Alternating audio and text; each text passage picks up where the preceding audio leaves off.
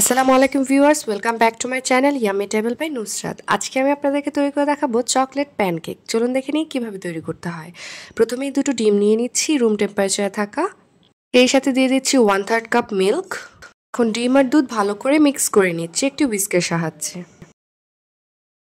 Mix করা হয়ে গেলে এখানে আমি 3 টেবিল চামচ চিনি অ্যাড করে দিচ্ছি।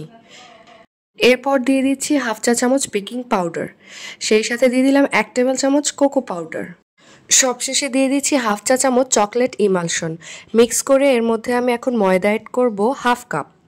একটি হুইস্কের সাহায্যে ভালো করে সবকিছু মিশিয়ে নিচ্ছি। এখন একটি প্যান ভালো করে গরম করে এখানে আমি একটু বাটার ব্রাশ করে নিব।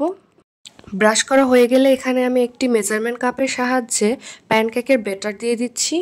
এভাবে করে দিলে সবগুলো প্যানকেক সাইজ সেম হবে। এখন আমি ঢাকনা দিয়ে 2 মিনিট অপেক্ষা করছি। 2 মিনিট পর আমি এটাকে উল্টে দিব। এরপর আমি ঢাকনা দিয়ে ঢেকে আবারও 2 মিনিট অপেক্ষা করছি। এভাবে করে আমি প্রতিটি প্যানকেক তৈরি করে নিচ্ছি। চুলার হিটটা একদম লো আঁচে থাকবে। এখন আমি একটা প্যানকেক নিয়ে এর মাঝখানে কিছুটা হুইপ ক্রিম দিয়ে নিচ্ছি। দিয়ে আমি আরেকটা প্যানকেক উপর থেকে দিয়ে চাপ দিয়ে তৈরি করে নিলাম মজাদার চকলেট প্যানকেক। আশা করি রেসিপিটি ভালো লেগেছে। আল্লাহ হাফেজ।